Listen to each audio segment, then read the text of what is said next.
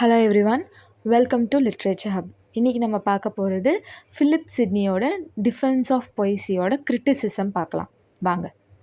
Sir flip Sydney 1554லேருந்து 1586 வரை இருந்திருக்காரு. ஒரு இன்ஃப்ளூயன்ஷியல் இங்கிலீஷ் போயட், கோர்ட்டியர், அப்புறம் soldier during Elizabethan age.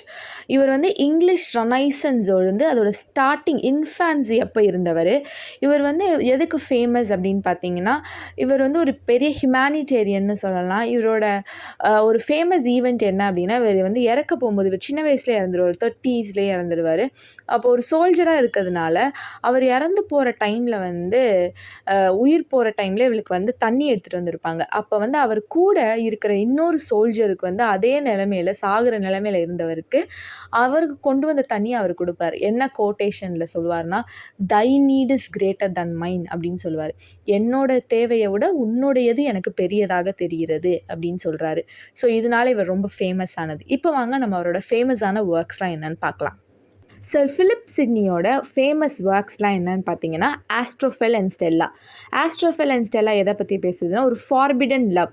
ஆஸ்ட்ரோஃபெல்னா star லவ்வர்னு அர்த்தம். ஸோ இங்கே ஸ்டார் லவர் யார் அப்படின்னா ஸ்டெல்லா. ஸோ அடுத்த ஒர்க் என்ன அப்படின்னு பார்த்தீங்கன்னா, ஆர்கேடியா. இது ஒரு பாஸ்டோரல் ரொமான்ஸ், பாலிட்டிக்ஸ், அட்வென்ச்சர், அப்புறம் ஐடியலைஸ்டு லவ் பற்றி பேசுது. அப்புறம் நம்ம இப்போ பார்க்க போகிற டிஃபென்ஸ் ஆஃப் பொய்சி, இது ஒரு கிரிட்டிக்கல் ஒர்க். இது எதை பற்றி பேசுது அப்படின்னா, ஸ்டீஃபன் காசன் அவரோட ஒர்க்கான ஸ்கூல் ஆஃப் அப்யூஸில் ஒரு பொயட்ரியை பற்றி சில விஷயங்கள் சொல்லியிருப்பார். அதை பொயட்ரி டிஃபெண்ட் பண்ணி இவர் எழுதின ஒர்க் தான் த டிஃபென்ஸ் ஆஃப் பொய்சி. இந்த புக்குக்கு இன்னொரு டைட்டிலும் இருக்குது. அது என்னென்னா, அப்பாலஜி ஃபார் பொயட்ரி அப்படின்னு இன்னொரு பேர் இருக்குது. இப்போ வாங்க இது என்னன்னு போய் பார்க்கலாம். நான் ஏற்கனவே சொன்ன மாதிரி இந்த புக் த டிஃபென்ஸ் ஆஃப் பொய்சி அப்படின்ற ஒரு கிரிட்டிக்கல் ஒர்க் ஒரு ரெஸ்பான்ஸ் புக்குன்னு நம்ம சொல்லலாம். ஏன் அப்படின்னா, ஸ்டீஃபன் காசன் அப்படின்ற ஒரு ஆத்தர் அவரோட புக்கான ஸ்கூல் ஆஃப் அப்யூஸ் அப்படின்ற புக்கில் பொயட்ரியை பற்றி ஒரு 4 ஸ்டேட்மெண்ட்ஸ் வச்சுருப்பார். பட் அதுக்கு ரிப்ளைவாக எழுதப்பட்ட புக்குன்னு இதை சொல்லலாம். ஏன் இதை நம்ம இப்படி சொல்கிறோம் அப்படின்னா, இந்த புக்கோட எல்லா லைன்ஸுமே, அதாவது ஒரு சென்டென்ஸுமே ஸ்டீஃபன் காசன் ஒரு அட்டாக்காக எழுதியிருப்பார்ல, அதுக்கு டிஃபெண்ட் பண்ணுற மாதிரி தான் இருக்கான். பட் அவர் எந்த இடத்துலையுமே ஸ்டீஃபன் காசனோட பேரை நோட் பண்ணலை. ஸோ அதான் அவரோட வர்ச்சுவஸ்னஸையும் காமிக்குது. ஸோ இது த டிஃபென்ஸ் ஆஃப் பொய்சி ஒரு பியூரிட்டனல் அட்டாக்குக்கு டிஃபெண்ட் பண்ணுது. அதாவது இப்போ ரெனைசன்ஸ் பீரியடுக்கு முன்னாடி இருந்த பீரியட் பியூரிட்டன் ஏஜ். ஸோ அப்போ பியூரிட்டன்ஸ் என்ன பண்ணாங்கன்னா, ட்ராமா, தேட்டர்ஸ், எந்த ஒரு சோர்ஸ் ஆஃப் என்டர்டைன்மெண்ட்டையுமே என்ன நினச்சாங்கன்னா, வேஸ்ட் ஆஃப் டைம் அப்படின்னு நினச்சாங்க. ஸோ அப்போ இந்த பியூரிட்டன் அட்டாக்குக்கு நம்ம யார் சொல்கிறது, நம்மளோட ஃபிலிப் சிட்னி ஒரு டிஃபெண்ட் பண்ணுறாரு. ஸோ அந்த டிஃபென்ஸ் என்ன, ஸ்டீஃபன் காசன் என்ன பண்ணுறாரு, என்ன அட்டாக் வைக்கிறாரு, அதுக்கு எப்படி நம்ம ஃபிலிப் சிட்னி சப்போர்ட் பண்ணி டிஃபெண்ட் பண்ணுறாரு அப்படின்னு பார்க்கலாம். ஸ்டீஃபன் காசன் அப்படின்றவர் ஒரு பியூரிட்டன் மாரலிஸ்ட் அப்படின்னு சொல்லலாம். இவர் நிறைய பொயட்ரியை பற்றி கிரிட்டிசைஸ் பண்ணி அப்புறம் எழுதியிருக்கார் அவரோட ஒர்க்ஸ்லாம். இவரோட ஒர்க்கான த ஸ்கூல் ஆஃப் அப்யூஸ் அப்படின்றது 1579 பப்ளிஷ் பண்ணியிருக்காரு. இதில் பொயட்ரியை என்ன அக்யூஸ் பண்ணுறாரு அப்படின்னா, ஃபஸ்ட்டு என்ன சொல்கிறாருன்னா, it is promoting immortality and vice. அதாவது நீங்கள் உங்களோட டைமை வேறு எதுலையா யூஸ்ஃபுல்லாக ஸ்பெண்ட் பண்ணலாம் பொயட்ரியை படிக்கிறதுக்கு பதிலாக அப்படின்னு சொல்கிறாரு. It is the mother of lies அப்படின்னு சொல்கிறாரு. மதர் ஆஃப் லைஸ்னால் பொயட்ரி படிக்கிறதுல உங்களுக்கு பொய் மட்டும்தான் பொயட்ரியில் இருக்குது, அதில் உண்மையே இல்லை அப்படின்னு சொல்கிறாரு. மூணாவது என்ன சொல்கிறாரு அப்படின்னா, it is the nurse of abuse அப்படின்றாரு. அப்படின்னா என்ன அர்த்தம் அப்படின்னா, இது மென்னோட விட்டை அப்யூஸ் பண்ணுது, இது லாஜிக்கலாக எதுவுமே இல்லை பொயட்ரியில் அப்படின்றாரு. நாலாவது பாயிண்ட் என்ன சொல்கிறாரு அப்படின்னா, பிளேட்டோ ரைட்ஃபுல்லாக இந்த பொயட்ஸ் எல்லாம் அவரோட ஐடியல் காமன்வெல்த்தில் இவர் என்ன பண்ணியிருக்காரு, பேன் பண்ணியிருக்காரு அப்படின்ற மாதிரி ஸ்டீஃபன் காசன் சொல்கிறாரு. இப்போ ஸ்டீஃபன் காசனோட அட்டாக்குக்கு ஃபிலிப் சிட்னி என்ன ஆன்சர் பண்ணுறாரு அப்படின்னு பார்க்கலாம். ஃபிலிப் சிட்னி அவரோட ஒர்க்கான டிஃபென்ஸ் ஆஃப் பொய்சியில் ஃபஸ்ட்டு ஸ்டீஃபன் காசன் என்ன சொன்னார், பொயட்ரியை நீங்கள் படிக்கிறதுக்கு பதிலாக வேறு இல்லையா யூஸ்ஃபுல்லாக டைம் ஸ்பெண்ட் பண்ணலாம் அப்படின்னு சொன்னார் இல்லையா.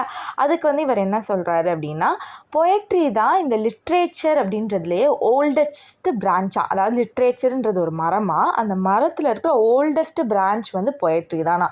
அந்த பொயட்ரியிலேருந்து தான் நிறைய பிரான்ச்சஸ் வந்துச்சு அப்படின்னு சொல்கிறாரு.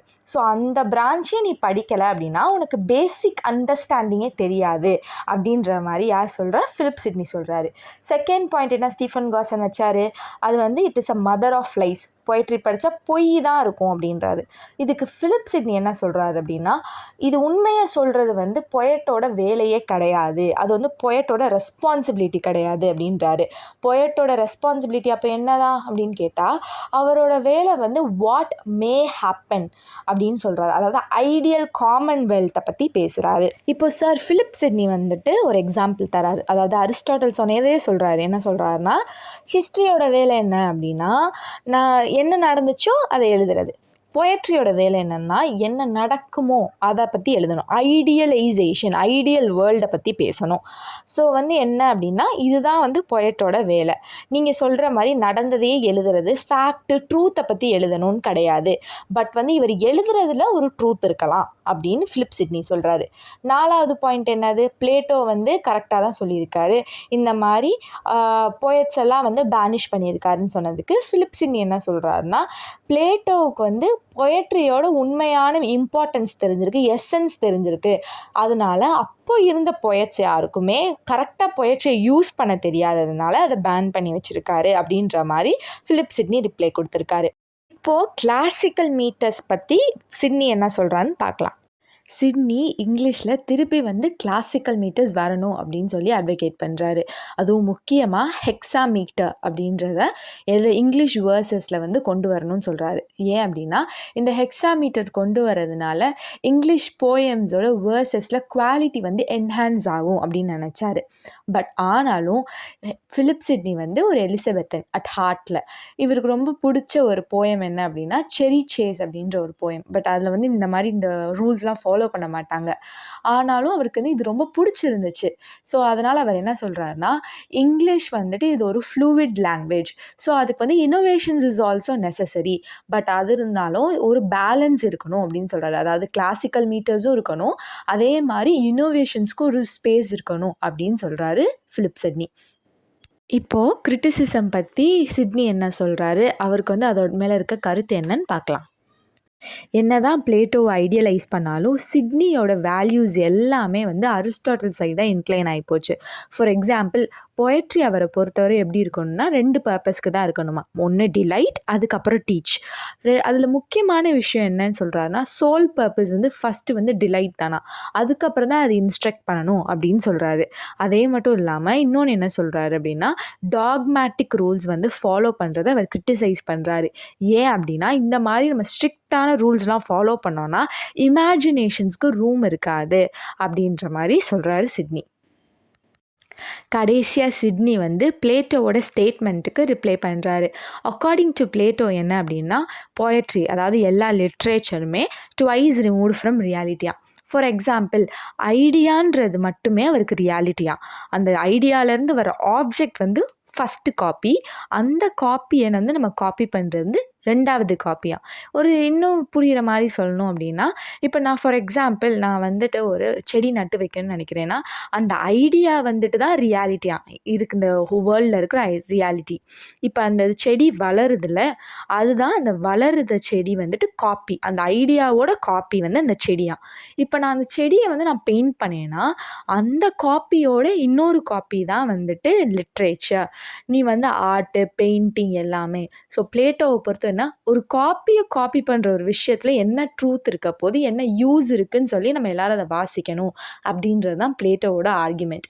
இதுக்கு வந்து சிட்னி என்ன ரிப்ளை பண்ணுறாருன்னா, என்னதான் அது ஒரு காப்பியை காப்பி பண்ணாலுமே நீங்கள் சொன்ன மாதிரி அது வந்து ஒரு கம்ப்ளீட்லி நியூ வேர்ல்டை தான் வந்து க்ரியேட் பண்ணுதுன்னு சொல்கிறாரு. இன்னும் ஈஸியாக சொல்லணுன்னா, ஒரு டேஃபடில்ஸ் போயம்ஸ் இருக்குல்ல, அதை நம்ம ஒரு எக்ஸாம்பிளாக எடுத்துக்கலாம்.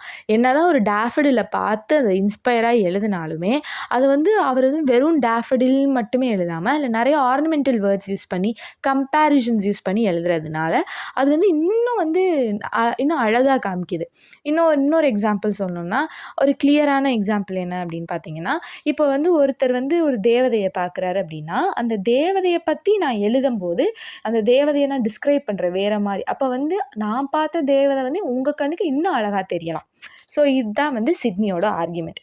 இதோட ஃபிலிப் சிட்னியோட கிரிட்டிசிசம் முடியுது. இந்த வீடியோ உங்களுக்கு பிடிச்சிருந்துச்சுன்னா லைக் பண்ணுங்கள், சப்ஸ்கிரைப் பண்ணுங்கள், ஷேர் பண்ணுங்கள். முக்கியமாக அந்த சைடில் இருக்க பெல் ஐக்கானை கிளிக் பண்ண மறந்துடாதீங்க.